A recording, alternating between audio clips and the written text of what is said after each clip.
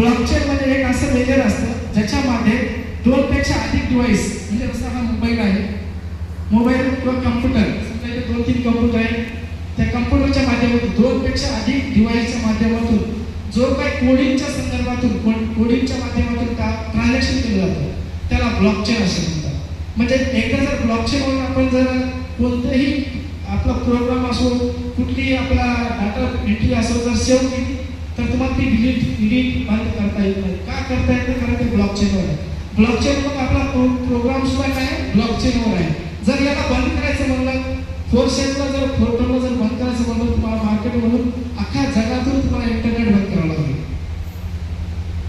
सांगा बंद करता येते का? जगाचं कॅम्प्युटर बंद करू शकता इंटरनेट? का सांगत आहे? नाही ना. मग आपल्याला काय हरकत आहे का? सिक्युरिटी जी आपल्याला सिक्युरिटी पाहिजे, सिक्युरिटी आहे का नाही हे सांगायचं आहे ना. कारण की मार्केटला जी सिक्युरिटी आहे अजिबात नाही. तुम्ही म्हणता सर आमच्याकडे कंपनीमध्ये चांगल्या प्रकारे काम होतं. कुठल्या कंपनीत तुम्ही प्रोडक्ट बेस घेता? कुठली XYZ. मी म्हणत नाही कंपनीचं खराब आहे चांगली आहे कसं त्याच्याबद्दल म्हणतो.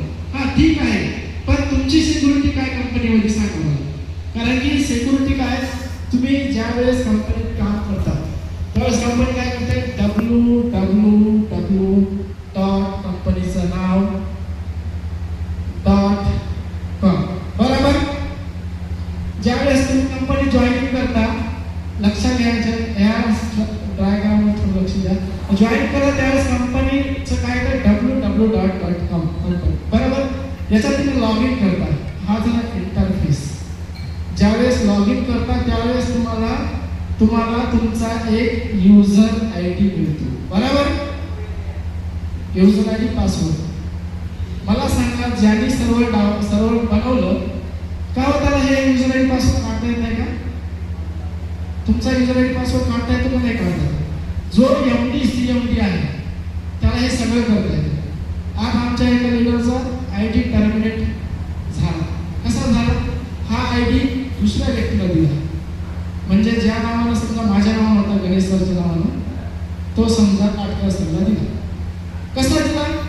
कारण याच्यावरची डॉक्युमेंट KYC ह्या MD CMDनं सॉफ्टवेअरवाल्याला सांगितलं ह्याच्यावरचं डाटा काय कर, ह्या नावानं सेव्ह कर. तर इथे काय झालं, युजर ID पासवर्ड मिळाला. आता इथे तुम्हाला पेआउट घ्यायला काय करावं लागते बरं. आता आपला कंपनी झाली, ID झाला, पासवर्ड झाला. आता तुम्ही चांगल्या प्रकारे काम केलं. कंपनीमध्ये तुम्ही 25,000चा राईटला, 25,000चा लेफ्टला तुम्ही टर्नओव्हर केला. बरोबर. टर्नओव्हर केल्यानंतर तुमचं काय होतं, जवळपास 500 रुपये होतं. बंद